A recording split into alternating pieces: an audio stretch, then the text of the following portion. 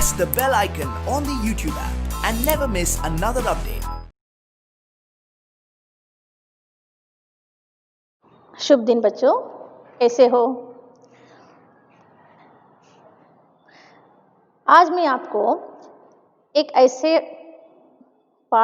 पाठ मैं आपको सुनाने जा रही हूँ जो कि निर्मल वर्मा का लिखा हुआ है। ये पाठ बाज और सांप, यानी कि आपकी पाठ्य पुस्तक वसंत भाग 3 का ये पाठ यानी 17वां अध्ययन है जिसे निर्मल वर्मा ने लिखा है। यानी कि इस कहानी में लेखक ने वीरता और कायरता के भाव, यानी कि वीर और कायर, इसमें वीर कौन है, कायर कौन है, ये आपको सुनने के बाद पता चलेगा कि यहाँ पर वीरता और कायरता के भाव दर्शाने हेतु सांप और बाज को क्या है, यहाँ पर प्रतीक के रूप में लिया गया है। यानी ये धरती जो है बहुत ही सुंदर धरती होती है, इसमें भगवान की लीला अपरंपार है। देखने को बहुत सुंदर सुंदर क्या है नज़ारे मिलते हैं यदि हम इच्छा करें तो। यानी आलसी बन के पत्थर की तरह एक जगह बैठ जाएंगे तो हम कुछ नहीं देख पाएंगे कि ये जीवन कितना सुंदर होता है। ऐसा ही कुछ इस पाठ में है जो कि बाज और सांप, इन दोनों के बीच क्या अंतर है हम जानेंगे ये पाठ पढ़कर। ठीक है, चलते हैं। बाज और सांप। बाज यानी वल्चर, जो चील कहते हैं, बहुत ऊंची उड़ान उड़ने वाला पक्षी। और सांप को तो आप भी जानते हो, स्नेक, जो कि एक ही जगह बैठा रेंगता रहता है। उड़ने के तो उसके पंख नहीं होते, लेकिन ये बाज जो है ये ऊंची उड़ानें भरता हुआ, अपने पंखों को निहारता हुआ, सुंदरता को निखारता हुआ अपने प्राण तक को क्या है गवा देता है। तो चलिए देखते हैं। समुद्र के किनारे ऊंचे पर्वत की अंधेरी गुफा में एक सांप रहता था। समुद्र की तूफानी लहरें धूप में चमकती, झिलमिलाती और दिन भर पर्वत की चट्टानों से टकराती रहती थी। यानी कि हम तो देखते हैं कि समुद्र का किनारा, समुद्र के तट पर हम जाएंगे तो क्या देखते हैं, समुद्र पानी ही पानी रहता है। जहाँ तक नज़र दौड़ा वो पानी ही पानी नज़र आता है। फिर तूफ़ानी लहरें, उसकी वेव्स जब उठने लगती हैं तो तूफ़ानी लहरें जब धूप में क्या है वो चमकती हुई दिखती रहती हैं, धूप में वो चमकती रहती हैं। और दिन भर क्या है वो पर्वत की चट्टानों से वो साइड में आकर टकरा कर उनकी आवाज़ें आती रहती है। तो वहाँ पर क्या है, समुद्र के किनारे ऊंचे पर्वत, वहाँ समुद्र का जो किनारा था वहाँ एक पर्वत था, बहुत ही वो ऊंचा पर्वत था। उसमें एक गुफा थी, गुफा यानी केव। तो उसमें कौन बैठता था, एक सांप रहता था उस गुफा में। और वो गुफा कहाँ थी, समुद्र के किनारे ऊंचे पर्वत पर। और वो गुफा बहुत ही अंधेरी थी। पर्वत की अंधेरी घाटियों में एक नदी भी बहती थी। अपने रास्ते पर बिखरे पत्थरों को तोड़ती, शोर मचाती हुई यह नदी बड़े जोर से समुद्र की ओर लपकती जाती थी। जिस जगह पर नदी और समुद्र का मिलाप होता था वहाँ लहरें दूध के झाग सी सफ़ेद दिखाई देती थी। यानी आप लोगों ने बखूबी देखा होगा समुद्र का किनारा, समुद्र पे आप तो गए होंगे, वहाँ का वातावरण देखा होगा कि किस तरह से कितने फोर्सफुली वेव्स आते हैं, फिर आकर वहाँ की मिट्टी को फिर लेकर वो वापस जाते हैं। फिर जिस जगह पर जहाँ पर पानी का फोर्स अधिक रहता है तो वहाँ पर दूध की झाग की तरह यानी झाग सी सफ़ेद एकदम दिखाई देता है पानी। तो क्या था, वहाँ पर पर्वत जो था वो समुद्र के किनारे जो ऊंचा पर्वत था, माउंटेन, उसके अंधेरी घाटियों में, वहाँ पर अंधेरे में जो वैलीज होती थी, घाटी, वहाँ पर एक क्या है, एक नदी भी वहाँ पर बहती थी। पर्वत के किनारे एक वैली, घाटी, यानी उस घाटी में क्या है, एक नदी भी बहती थी। अपने रास्ते पर बिखरे पत्थरों को तोड़ती, जहाँ जहाँ पर अटखेलियाँ खाती हुई नदियाँ बल खाती हुई कैसे जाती हैं, देख सकते हैं, देखे होंगे आपने कि वो बल खाती हुई अटखेलियाँ, शोर मचाती हुई नटखट नदियाँ, शोर मचाती हुई नदी क्या है, बड़े ज़ोर से वो समुद्र की ओर जा मिलती थी, यानी कि वो एक घाटी से बहती हुई जाकर उस समुद्र में वो नदी मिल जाती थी। तो समुद्र की ओर लपकती जाती, जिस जगह पर नदी और समुद्र का मिलाप होता, जिस जगह पर जहाँ पर पानी, नदी का पानी जाके समुद्र में मिल जाता था, तो क्या होता था, यहाँ पर समझ लो एक पहाड़ है, पहाड़ के किनारे जो घाटी जो है, वैली, उसके यहाँ पर से एक नदी भी बहती हुई जाती थी। तो जैसे ही समुद्र, विशाल समुद्र में जाकर मिलती थी, तो वहाँ पर पानी इस तरह से फोर्सफुल रहता था कि वो एकदम दूध के झाग जैसा, जैसे उफान आता है दूध में, हम देखते हैं ना एकदम वाइट कलर का मिल्क, तो उस तरह का वहाँ का पानी दिखता था। वहाँ की लहरें, वेव्स जो है इतने फोर्सफुल जाते थे कि वहाँ पर वो पानी ऐसा लगता था जैसे दूध के झाग की तरह, एकदम वाइट, सफ़ेद रंग का। अपनी गुफा में बैठा हुआ सांप, तो वहाँ पर पर्वत के ऊपर क्या था, एक गुफा थी, तो वहाँ उसमें क्या था, एक सांप बैठा रहता था हमेशा। वो सब कुछ देखता रहता था, सिर्फ बैठकर ही उस देखना, नज़ारा अलग करना उसका स्वभाव था। वो कहीं भी उठ तो जा नहीं सकता था, अपने बैठे हुए स्थान से ही सारे नज़ारे जितने उसे नज़र आते थे उतने वो देख पाता था। लहरों का गर्जन, यानी क्या क्या देखता था सांप, लहरों का गर्जन, जैसे ही लहरें, वेव्स एकदम आती ही उनका गर्जन, यानी उनका शोर सुनता था। फिर आकाश में छिपती हुई पहाड़ियाँ, टेढ़ी मेढ़ी बल खाती हुई नदी के गुस्से से भरी आवाज़ें, बस वो इतना ही सुन पाता था और देख पाता था। वो मन ही मन खुश होता था, इन्हें उसी स्थान पे वो बैठा हुआ सिर्फ इतने ही नज़ारे देखकर क्या होता था, वो सांप बहुत खुश होया करता था कि इस गर्जन तर्जन के होते हुए भी वो सुखी और सुरक्षित है। यानी कि वो क्या महसूस करता था कि चलो इतनी आवाज़ है, इतनी शोर शराबा है, इतनी गर्जन, इतनी तर्जन, इससे तो मैं बहुत ही क्या हूँ, सुखी और सुरक्षित हूँ एक गुफा में। कोई उसे दुख नहीं दे सकता, यानी कोई भी उसे परेशान नहीं करता था, उसे किसी बात का तो दुख ही नहीं था। वो एकदम मज़े में आराम से, समझो, वो अपने आप को समझता था कि मैं बहुत सुखी हूँ। सबसे अलग, सबसे दूर, वो अपनी गुफा का स्वामी है, यानी सांप क्या है, सबसे अलग थलग है, ना किसी से मिलना, ना ही कहीं जाना आना, ना ही कुछ देखना, यानी कि सबसे दूर वो अपनी गुफा का, यानी अपने केव का वो सेल्फ स्वामी था। वो ना किसी से लेना, ना किसी से देना, दुनिया की भाग दौड़, छीना झपटी से वो दूर है, यानी कि किसी से कुछ लेन देन नहीं है। बस वो गुफा में, सुनसान गुफा में अकेला बैठा रहता था और समझता था अपने आप को कि मैं उस गुफा का स्वामी हूँ। दुनिया की ये भागदौड़ जो है, ये रंगत जो है, ये खुशियाँ जो है, उन सब से वो दूर था। सांप के लिए क्या है, यही सबसे बड़ा सुख था, इन्हें बहुत ही सुखी अनुभव करता था अपने आप को। क्या ऐसी जिंदगी भी जिंदगी होती है, नहीं कहीं जाना, नहीं ना कहीं से मिलना, ना कुछ देखना, ये भी जिंदगी नहीं होती बच्चों। भगवान की दी हुई नज़ारे जो हैं देखने को बहुत अधिक हैं, जितना भी देखो दो आंखें कम लगती हैं देखने को, है ना, तो वो वही देख पाते हैं जो वीर होते हैं। एक दिन एकाएक आकाश में उड़ता हुआ खून से लथपथ एक बाज सांप की उस गुफा में आ गिरा। तो वो बहुत खुश हो रहा था सांप बैठकर देख करके, मैं अकेला यहाँ पर सुखी हूँ, मेरा किसी से लेना देना नहीं है, मैं बहुत सुख महसूस करता हूँ करके वो इतना ही सोचता हुआ बैठा था कि एक दिन अचानक क्या हो गया, एकदम से क्या हो गया, एकाएक आकाश में उड़ता हुआ जो पक्षी आकाश में उड़ रहा था वो नीचे धप से आकर गिर जाता है, और वो कैसा है, खून से लथपथ है, यानी सारे का सारा वो ब्लड उसको लगा हुआ है, खून उसमें लगा हुआ है, और बाज सांप की ही उस गुफा में वो आ गिर जाता है, जहाँ पर सांप रहता है गुफा में, उस स्थान में कौन आ गिरा, बाज। उसकी छाती पर कितने ही जख्मों के निशान थे, पंख खून से सने थे, और वो अधमरा सा जोर शोर से हाँफ रहा था, यानी कि वो मरणावस्था में है, इतना घायल हुआ है, इतना जख्मी हुआ है कि उसके पंख जो हैं वो खून से भरे हुए हैं, बाज के पंख जो हैं खून से भरे हुए हैं, और वो क्या है, आधा सा मर गया है, वो आधा मरा हुआ है जो जोर जोर से वो क्या है, सांस ले रहा है। इन्हें समझो कि वो जीवन की, अपने प्राणों की अंतिम सांसें गिन रहा हो जैसे।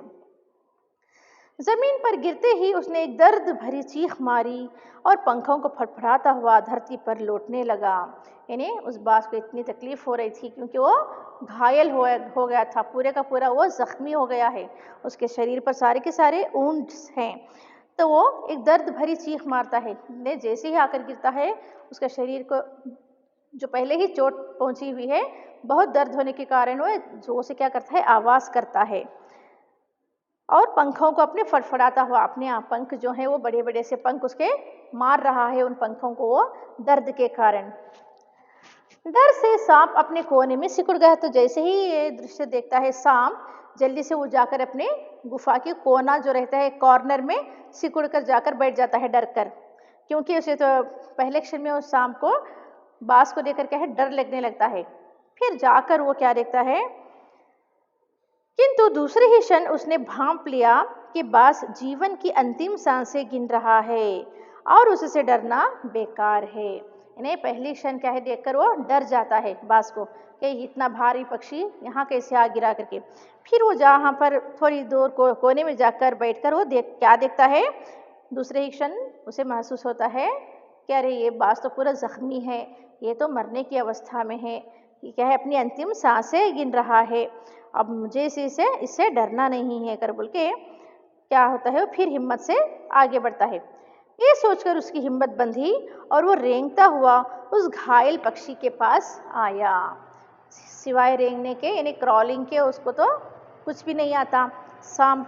तो इस कारण क्या होता है, उसने सोचा कि मुझे इस बात से डरना बेकार है बोल के वो थोड़ी क्या है करता है, वो थोड़ी ही देर में उस बास के पास आ जाता है। उसकी तरफ कुछ देर तक देखता आ रहा, फिर मन ही मन खुश होता हुआ बोला, क्यों भाई इतनी जल्दी मरने की तैयारी कर ली। यानी कि अब उसको बाज से बात करने की क्या है, हिम्मत भी आ गई है। क्यों? क्योंकि बाज तो पहले ही घायल है, जख्मी है और वो मरने की अवस्था में है। ये देखकर सांप जो है वो खुश हो जाता है और कहता है कि क्यों भाई, क्यों, अरे तुम्हें क्या इतनी जल्दी मरना है क्या करके वो बाज से पूछ रहा है। बाज ने एक लंबी आह भरी, ऐसा ही दिखता है कि आखिरी घड़ी आ पहुंची है, लेकिन मुझे कोई शिकायत नहीं है। यानी कि उस सांप के प्रश्न पर बाज कहता है, हाँ भाई मुझे भी ऐसा लग रहा है कि मेरी अब आखिरी घड़ी, अंतिम घड़ी आ गई है, मेरे मरने का समय अब निश्चित है, लेकिन मुझे अपने जीवन से कोई भी शिकायत नहीं है। मुझे अपनी लाइफ में मैंने सब कुछ भोग लिया है, सारे के सारे सुख खुशहाली भगवान की दी हुई रचनाओं को मैंने देख लिया है, इसलिए अब मुझे मरने का कोई गम नहीं है, मुझे कोई कंप्लेंट्स नहीं है अपने लाइफ में करके वो हिम्मत से बोल रहा है। मेरी ज़िंदगी भी खूब रही भाई, जी भर कर उसे भोगा है। अरे मेरी, तुम क्या पूछते हो, मेरी जीवन भी इतना मस्त रहा कि मैं सारा सब जीवन में मैंने समझो भोग लिया, यानी कि मैंने सब ऐशो आराम कर लिया। जब तक शरीर में ताकत रही कोई सुख ऐसा नहीं बचा जिसे ना भोगा हो। अरे मेरे तो जीवन में सुख ही सुख हैं, मैंने तो ऐसा कोई स्थान ना हुआ हो जो मैंने ना देखा हो। मैंने अपनी आँखों से सारी की सारी लीलाएं रचा ली है, देख ली है मैंने, अब मुझे कोई मरने का डर नहीं। दूर दूर तक उड़ानें भरी है मैंने, मैं बहुत दूर दूर तक अपने पंखों से उड़कर गया हूँ। आकाश की असीम ऊंचाइयों को अपने पंखों से मैं नाप आया हूँ, यानी कि आकाश में ऊंची ऊंची उड़ानें भरकर क्या है, अपने पंखों से मैं उड़कर कहीं दूर दूर जाता हुआ सब कुछ देख आया हूँ। बट तुम्हारा बड़ा दुर्भाग्य है कि तुम जिंदगी भर आकाश में उड़ने का आनंद कभी नहीं उठा पाओगे। अरे मुझे मेरा क्या है, तुम्हें देखो, मुझे तुम्हें देखकर क्या है, बहुत ही मैं तुम्हें देखकर उदास हो रहा हूँ। क्या क्या देखकर? यही कि तुम मेरी तरह उड़ नहीं पाओगे, उड़ान नहीं भरोगे, तुम तो रेंगते हुए इसी भूमि पर, इसी गुफा में तुम पड़े हो, ये तो तुम्हारा बड़ा दुर्भाग्य है, यानी तुम्हारी ये बदकिस्मती है कि तुम जिंदगी भर आकाश में उड़ने का आनंद कभी नहीं लिया तुमने। तो ये सुनकर सांप बोलता है, आकाश, आकाश को लेकर क्या मैं चाटूंगा? अरे भाई, आकाश को लेकर मुझे करना क्या है? मैं तो यहाँ जहाँ हूँ खुश हूँ। आकाश में आखिर रखा क्या है? क्या मैं तुम्हारे आकाश में रेंग सकता हूँ जिस तरह से मैं अपने गुफा में रेंगता हूँ? क्या मैं ऐसा तुम्हारे उस आकाश में कर सकता हूँ क्या? आखिर ऐसा है क्या आकाश में? ना भाई, तुम्हारा आकाश तुम्हें ही मुबारक। आकाश यानी आसमान, स्काई यानी उसको लेकर ये कह रहा है सांप कि मुझे आकाश से कुछ लेना देना नहीं है। तुम्हारा आकाश तुम्हें ही मुबारक, मेरे लिए तो ये गुफा ही भली है। यानी ये केव जो है मेरे लिए बहुत अच्छी है और ये सुरक्षित है, और मैं यहाँ का क्या हूँ? स्वामी हूँ, स्वामी। इतनी आरामदेह और सुरक्षित जगह और कहाँ होगी? देखो, इतना आराम मुझे मिलता है, मैं यहाँ पर इतना सुरक्षित हूँ, मुझे इस जगह को छोड़कर और कहीं भी मुझे अच्छा नहीं लगता। सांप मन ही मन बाज की मूर्खता पर हंस रहा था। यानी सांप जो है बाज को क्या है? मूर्ख समझ रहा है, बेवकूफ समझ रहा है, और वो मन ही मन क्या है? हंस रहा है उस पर। वो सोचने लगा कि आखिर उड़ने और रेंगने के बीच कौन सा भारी अंतर है। ये तो ऊपर उड़ता है और मैं धरती पर ही क्रॉलिंग करता हूँ, रेंगता हूँ। भला इन दोनों में क्या अंतर है? भला अंतर है कि नहीं है? बच्चों आप बताओ, अंतर है कि नहीं है उड़ने में और रेंगने में? अरे इसमें तो बहुत ज़्यादा अंतर है ना। आकाश की ऊंचाई में उड़ना, वो आनंद इस धरती पर रेंगने से कहीं ज़्यादा अच्छा है। पर सांप जो है वो बाज को मूर्ख समझ रहा है। वो क्या कहता है? अंत में तो सबके भाग्य में मरना ही लिखा है। शरीर मिट्टी का है, मिट्टी में ही मिल जाएगा। ये रही कायर सांप की सोच, है ना। वो क्या कह रहा है? कहता है कि अरे हम तो मिट्टी के बने हैं, मरना है एक दिन और इसी मिट्टी में तो मिल जाना है, उड़कर आकाश में देखना क्या है। अचानक बाज ने अपना झुका हुआ सिर ऊपर उठाया और इसकी दृष्टि सांप की गुफा की चारों ओर घूमने लगी। यानी कि वो घायल बाज जो पक्षी है जो है वो क्या करता है? अपनी उस पीड़ा में भी वो अपने सिर को उठाकर वो चारों ओर उस गुफा में देख रहा है जहां वो सांप बसा हुआ है। इन्हें जब उसने अपनी दृष्टि दौड़ाई तो चट्टान में पड़ी दरारों से पानी गुफा में टपक रहा था। तो बाज क्या देखता है? उस गुफा में अंदर चट्टानें जो हैं उसमें क्या है? पानी टपक रहा है। दरारें जो क्रैक्स पड़ी हुई हैं, दरारें जो हैं उसमें से पानी अंदर आ रहा है। सीलन और अंधेरी में डूबी गुफा में एक भयानक दुर्गंध फैली हुई थी, मानो कोई चीज वर्षों से पड़ी पड़ी सड़ गई हो। देखा होगा केव्स जहाँ पर गुफा रहती है, गुफा वहाँ पर क्या है? अंधेरा ही अंधेरा रहता है। अंदर तो सीलन यानी भीगी हुई रहती है वो, और उस भीगी हुई दरारों में से, अंधेरी गुफा में से इतनी बदबू आ रही है मानो कोई चीज़ वहाँ पर वर्षों से पड़ी सड़ रही हो। इतनी गंदी बू वहाँ से आ रही थी। बाज के मुंह से एक बड़ी जोर से करुणा चीख फूटी पड़ी। आह काश मैं सिर्फ एक बार आकाश में उड़ पाता।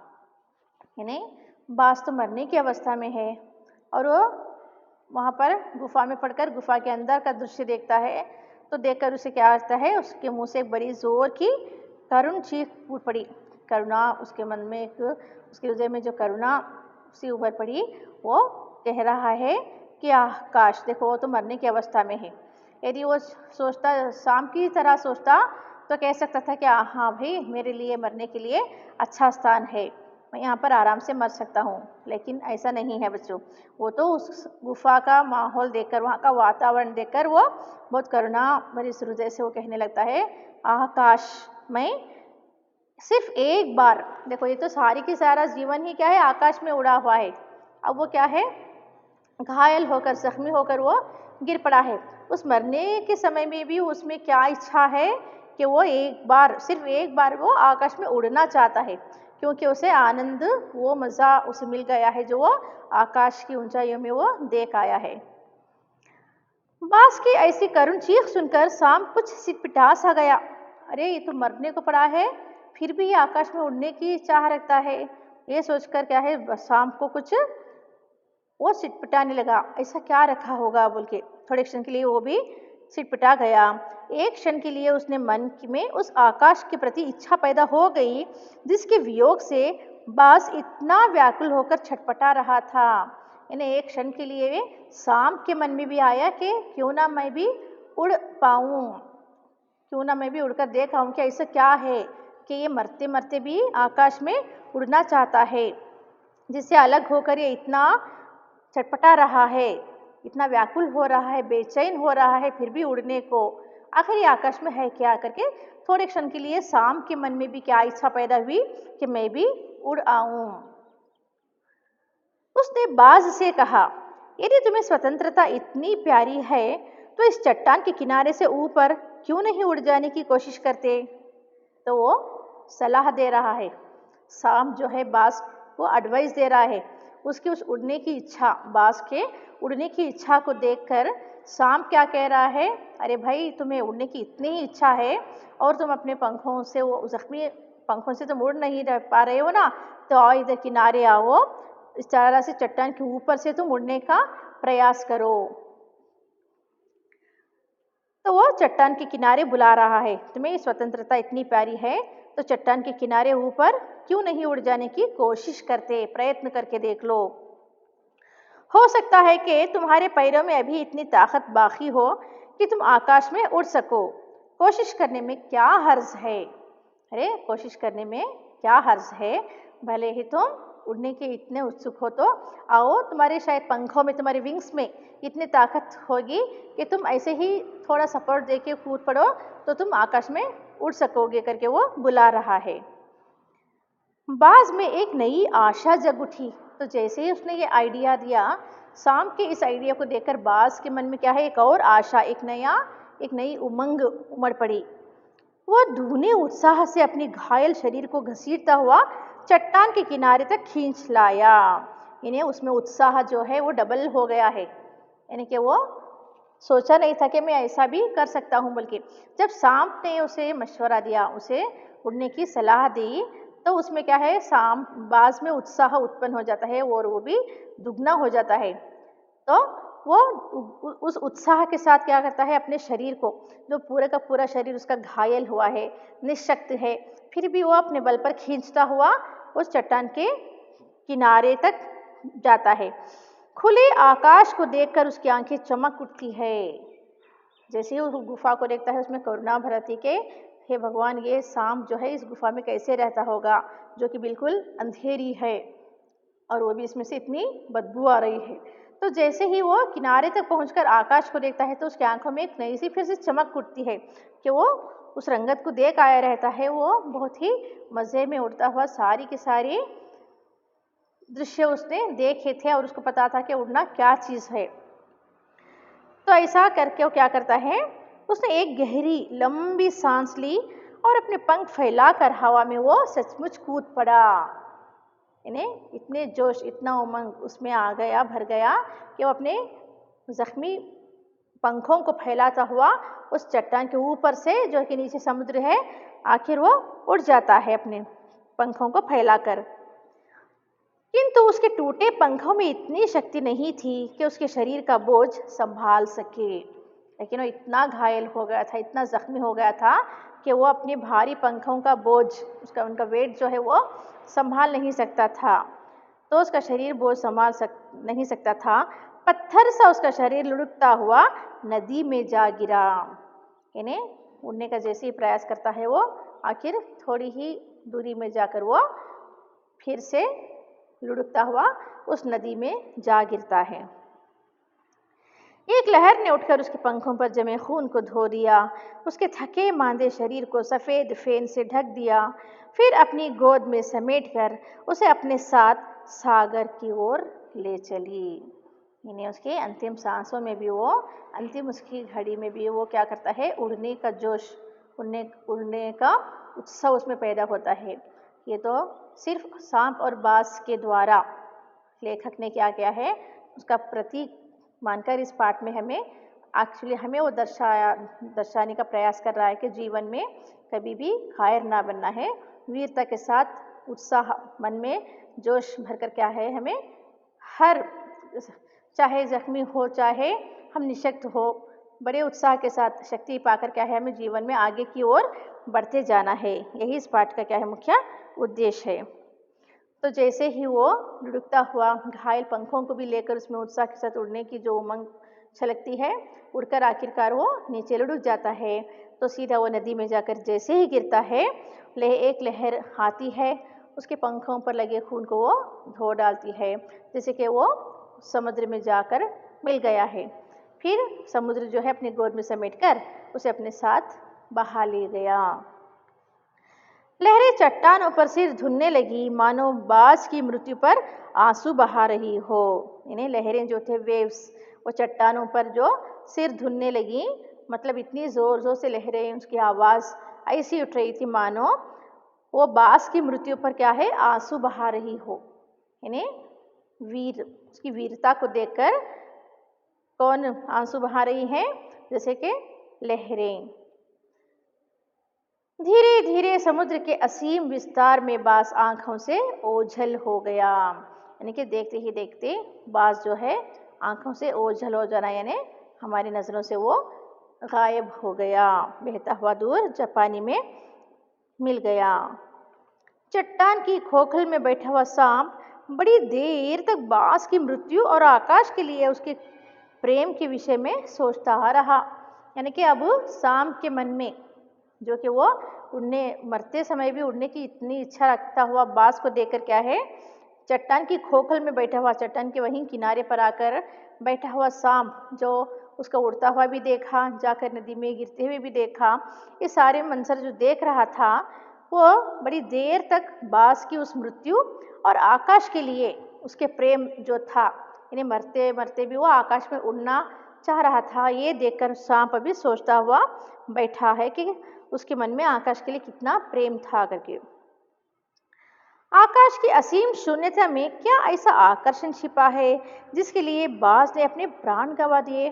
यानी अब वो क्या है, सांप जो है बैठा बैठा उस आकाश के विषय में सोच रहा है, कह रहा है कि असीम शून्यता में ऐसा क्या आकर्षण छिपा है। यानी कि जैसे कि समझो आकाश जो है वो शून्य है मेरी नज़रों में, आखिर बाज ने ऐसा क्या देखा है, ऐसा क्या उसमें वो अट्रैक्शन पाया है, आकर्षण छिपा है, जिसके लिए बाज ने क्या है अपने प्राण तक गंवा बैठे। इन्हें मरते मरते भी उड़ना चाहकर उड़कर वो मरा, ऐसा क्या रखा है करके ये सांप सोच रहा है। वह खुद तो मर गया लेकिन मेरे दिल का चैन अपने साथ ले गया। यानी सांप कह रहा है, अरे बाज तो मर गया और वो मरते मरते कहे मेरा चैन, जो कि मैं आराम इस गुफा का स्वामी था, वो अब मुझे उलझन में डाल दिया है, मुझे प्रश्नों में डाल दिया है कि ऐसा आकाश में रखा क्या है जो वो मरते समय भी उड़ना चाहता था करके अभी ये बेचैन सा हो गया है। न जाने आकाश में क्या खजाना रखा है, आकाश में ऐसा क्या वेल्थ है, ऐसा क्या ट्रेजर है, ऐसा क्या खजाना छिपा हुआ है जो बाज देखना चाहता था। एक बार तो मैं भी वहां जाकर उसके रहस्य का पता लगाऊंगा, चाहे कुछ देर के लिए ही हो। तो अब सांप के मन में भी क्या है, यह आकांक्षा जगी है कि मैं भी क्यों ना कुछ क्षण के लिए उड़ जाऊं, उड़कर देख लूं कि ऐसा क्या रखा है आकाश में, कम से कम उस आकाश का स्वाद तो चख लूं। अरे यहाँ पर बैठे बैठे तो कुछ नहीं देख पाता मैं, आखिरकार जिस तरह बाज ने अपने प्राण गंवा दिए उस आकाश में उड़ते उड़ते, और अपनी अंतिम इच्छा में भी वो अंतिम इच्छा भी क्या थी उसकी, आकाश को देखने की थी, तो क्यों ना मैं भी कुछ क्षण के लिए उस स्वाद को चख लूं, मैं भी क्यों ना वो मज़ा लूट लूं जो बाज देख आया था। ये कहकर सांप ने अपने शरीर को सिकोड़ा और आगे रेंगकर अपने को आकाश की शून्यता में छोड़ दिया। तो ये सोचते हुए सांप ने भी क्या किया, जो उसको एडवाइस दे रहा था बाज को उसके मरते समय, तुम्हारे मन में इतने ही उड़ने की इच्छा है तो जाओ किनारे जाकर एक छलांग लगा दो करके, तो अब वही उत्साह, वही जोश, वही उमंग क्या है, वही आकांक्षा इस सांप में भी आ गई है। तो वो भी क्या करता है, अपने शरीर को सिकुड़ता हुआ, पूरे अपना शरीर को इस तरह सिकुड़ कर वो भी आगे रेंग कर अपने को आकाश की शून्यता में छोड़ दिया, यानी वो भी किनारे की ओर जंप कर देता है। धूप में क्षण भर के लिए सांप का शरीर बिजली की लकीर सा चमक गया। तो जैसे ही वो जोर से धक्का मारकर वो पर्वत से कूदता है तो धूप में वो किस तरह लगता है, मानो बिजली सा वो चमक रहा हो जैसे। किंतु जिसने जीवन भर रेंगना सीखा था वो भला क्या उड़ पाता, है ना। वो तो जीवन भर रेंगता हुआ प्राणी था, वो भला कैसे उड़ सकता है। नीचे छोटी छोटी चट्टानों पर धप से सांप जा गिरा, तो नीचे कहीं जाकर चट्टानों में वो गिर जाता है। ईश्वर की कृपा से बेचारा बच गया, नहीं तो मरने में क्या कसर बाकी रही थी। सांप हंसते हुए कहने लगा, अरे भाई मुझे तो मेरी गुफा ही मुबारक है, मैं तो मरते मरते बच गया हूँ करके वो क्या कर रहा है, अपने आप से कह रहा है। सो उड़ने का यही आनंद है, भर पाया मैं तो। अरे वाह वाह, उड़ने का क्या यही आनंद है क्या, बस क्षण भर के लिए वो उछला और नीचे धप से गिरा, बस उतना ही आनंद वो पाकर कह रहा है, अरे भाई उड़ने का क्या यही आनंद है क्या, और मैं उसे भरपूर कर पाया हूँ करके। पक्षी भी कितने मूर्ख हैं, तो वो अभी भी नहीं समझ पाया है कि कहता है कि पक्षी कितने मूर्ख होते हैं।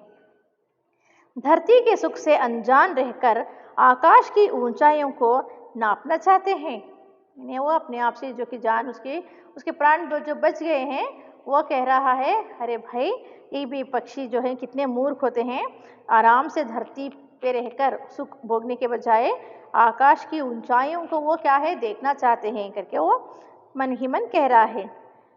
किंतु अब मैंने जान लिया कि आकाश में कुछ नहीं रखा, सिर्फ थोड़ा सा उड़कर देखने से क्या सब कुछ पता चल जाता है। यानी कि सांप कह रहा है, चलो मैं तो उड़कर भरपूर सब कुछ देख लिया। सांप कह रहा है कि आकाश में तो कुछ रखा ही नहीं है, केवल ढेर सी रोशनी के सिवा वहाँ कुछ भी नहीं। शरीर को संभालने के लिए कोई स्थान नहीं, कोई सहारा नहीं। यानी कि ये तो रेंगता हुआ धरती पर रहता है जो कि बहुत ही सुरक्षित है और उसको वहीं पूरे का पूरा आराम मिल रहा है। तो वो कहता है कि अरे भाई मैं आकाश में उड़ जाऊं तो वहाँ पर सपोर्ट के लिए भी कुछ भी नहीं जिससे मैं सुरक्षित महसूस कर सकूं, ऐसा कोई सहारा भी नहीं, और वहाँ अपने शरीर को संभालने के लिए कोई स्थान भी नहीं है। ये जीवन भी भला जीवन है, कितने मूर्ख हैं ये पक्षी करके वो अपने आप से कह रहा है यहाँ पर। फिर वे पक्षी किस बूते पर इतनी डींगे हाँकते हैं। अरे क्या है ऐसा जो कि पक्षी जो है इतना कहते रहते हैं, आकाश में उड़ाने भरते रहते हैं, किस लिए धरती के प्राणियों को इतना छोटा समझते हैं ये, यानी हम जैसे प्राणियों को कितना छोटा समझते हैं, आखिर क्यों करके सांप कह रहा है। अब मैं कभी धोखा नहीं खाऊंगा, मैंने आकाश देख लिया और खूब देख लिया। यानी कि वो किसके उत्साह देकर उड़ना चाहता था, बाज के, और वो देख भी लेता है सिवाय क्षण भर रोशनी के, और इस आकाश में कुछ भी नहीं है, मैंने तो अब सब कुछ देख लिया, आकाश में कुछ भी नहीं है, अब मैं ये धोखा दोबारा नहीं करूँगा, न वरना मैं अपने प्राण खो बैठूंगा करके वो सांप कह रहा है। बाज तो बड़ी बड़ी बातें बनाता था, बाज तो बड़ी बड़ी बातें बनाता था कि आकाश में ये है, आकाश में वो है, आकाश के गुण गाते थकता नहीं था वो तो। उसी की बातों में आकर मैं आकाश में कूदा था, ईश्वर भला करे मरते मरते बच गया। यानी वो बेवकूफ़ी को, मूर्खता कह रहा है बाज को, यानी कि उसके बहकावे में आकर, उसकी बातों में आकर मैं भी पागल सा हो गया था, आकाश को देखना चाहता था और उड़ भी गया और नीचे गिर भी गया। ये तो भगवान की कृपा है कि मैं मरते मरते बच गया। अब तो मेरी ये बात और भी पक्की हो गई है कि अपनी खोखल से बड़ा सुख और कहीं नहीं है, यानी मेरी गुफा से बड़ा सुख, मेरा जीवन जो है वही बहुत, वहाँ पर मैं सुरक्षित हूँ और बहुत सुखी हूँ मैं, उससे बढ़कर और कोई स्थान नहीं है करके सांप कहता है। धरती पर रेंग लेता हूँ, मेरे लिए बहुत कुछ है, यहाँ पर आसपास में जो धरती पर ही रेंगता रहता हूँ यही मेरे लिए बहुत कुछ है। मुझे आकाश की स्वच्छंदता से क्या लेना देना, अरे मुझे इस तरह की स्वतंत्रता नहीं चाहिए जिससे मैं अपने प्राण गवा बैठूं। ना वहाँ छत है न दीवारें हैं, आकाश में छत भी नहीं है, इन्हें रूफ भी नहीं है जो कि अपने शरीर को संभाल सकूं, और ना ही वहाँ दीवारें हैं जो मुझे सहारा दे सकती हैं, ना रेंगने के लिए ज़मीन है, वहाँ पर रेंगने के लिए तो नीचे धरती भी नहीं होती। बाप रे बाप, मुझे उड़ना नहीं है, मुझे इसी धरती पर रेंगना है और इसी गुफा में मुझे आराम से रहना है। मेरा तो सिर चकराने लगता है, जब भी मैं उड़ने का सोचता हूँ तो मेरा सर चकराने लगता है, दिल मेरा कांप जाता है। अपने प्राणों को खतरे में डालना कहाँ की चतुराई है भला? ये भी कोई अक्लमंदी है कि अपने प्राण में आकाश में उड़कर दे बैठूं? ना भाई ना, मुझे तो मेरी गुफा, मेरी धरती ही सबसे प्यारी है।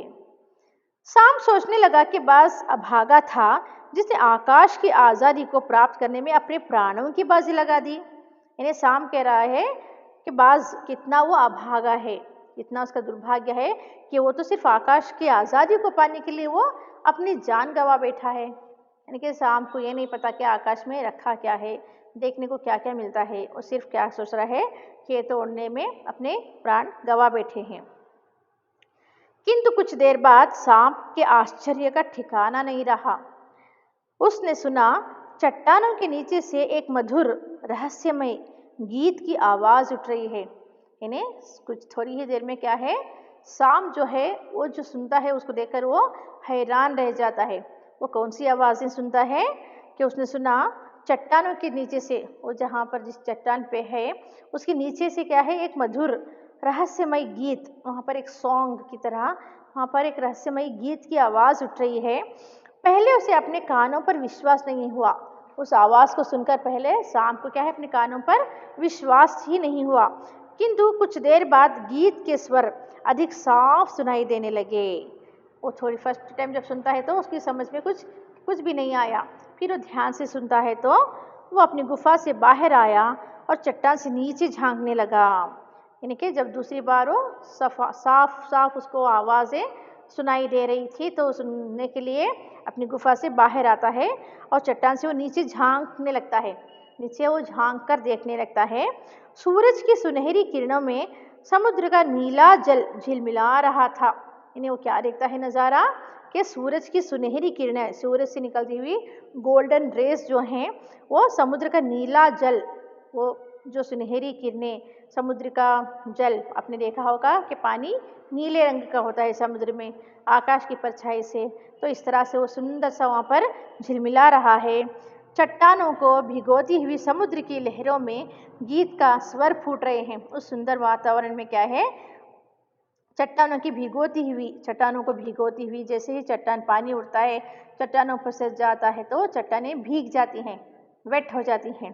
तो उसकी समुद्र की लहरों में गीत के स्वर जो हैं, उन लहरों से वो स्वर उठ रहे हैं।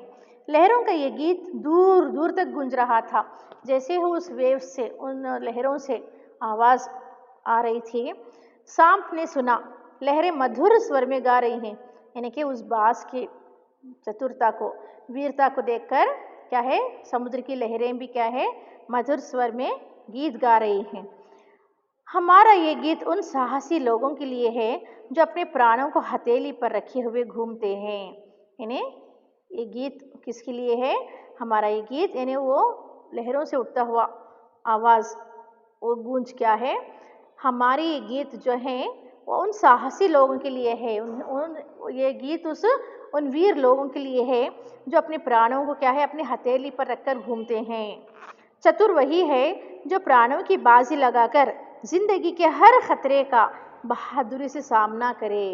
यानी हमारी ये गीत उन साहसी वीरों के लिए है जो बहुत ही चतुर हैं, जो प्राणों की बाजी लगाकर भी, जब अपने प्राण गंवाकर भी क्या है, अपनी ज़िंदगी के हर खतरे को, जिस तरह से बाज ने उड़कर वो खतरा मोल लिया था, उसको जानता था कि ये जो मैं बचा हुआ हूँ, यदि मैं उड़ूंगा, गिरूंगा तो मैं मर जाऊंगा, तो वो उसकी परवाह किए बिना ही क्या है, उड़ जाता है। तो उसका ये साहस, उसका बलिदान देकर वो लहरें जो हैं गा रही हैं। कहते हैं कि हमारी ये आवाज़, हमारी ये गीत जो है वो कहती हैं कि चतुर वही होता है जो प्राणों की बाजी लगाकर, यानी प्राणों को अपने खतरे में डालकर भी जिंदगी बहादुरी से जीना सीखता है, बहादुरी के साथ सामना करता है। जो डिफ़िकल्टीज़ वो फेस करता है लाइफ में, वही सच्चा अर्थ में सच्चा वही होता है। वो निडर बाज शत्रुओं से लड़ते हुए तुमने अपना कीमती रक्त बहाया है, पर वो समय दूर नहीं है जब तुम्हारे खून की एक एक बूंद जिंदगी के अंधेरे में प्रकाश फैलाएगी और साहसी बहादुर दिलों में स्वतंत्रता और प्रकाश के लिए प्रेम पैदा करेगी।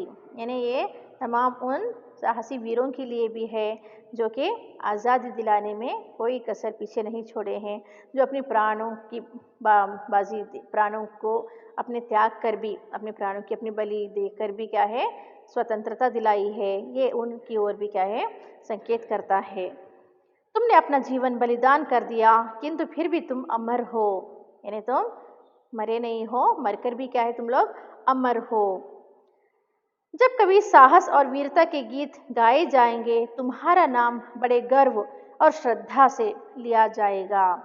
यानी कि ये उन सेनानियों के लिए भी है, ये उन स्वतंत्रता सेनानियों के लिए भी है जो स्वतंत्रता, देश की स्वतंत्रता के लिए अपने देशों को, अपने प्राणों को वो गवा बैठे, अपने प्राणों की बलि तक दे बैठे। वो ये उन लोगों के लिए है जो कि वो मरकर भी क्या है अमर है, हमेशा जिंदे हैं वो लोग, और उनका नाम आज भी क्या है बड़े गर्व से और बड़े श्रद्धा से लिया जाता है। हमारा गीत जिंदगी के उन दीवानों के लिए है जो मरकर भी मृत्यु से नहीं डरते। तो ये रहा बहुत ही सुंदर पाठ जिसे निर्मल वर्मा का लिखा हुआ साहसी और वीरों के नाम। आशा करती हूँ बच्चों आप लोग समझ गए होंगे। ये बहुत ही एक साहसी वीरता का पाठ है जो हमें देकर क्या है जीवन में, हमारे जीवन में भी आने वाली जो भी कठिनाइयाँ हो उनका सामना हम खुशी खुशी से कर सकें। आशा करती हूँ समझे होंगे। धन्यवाद।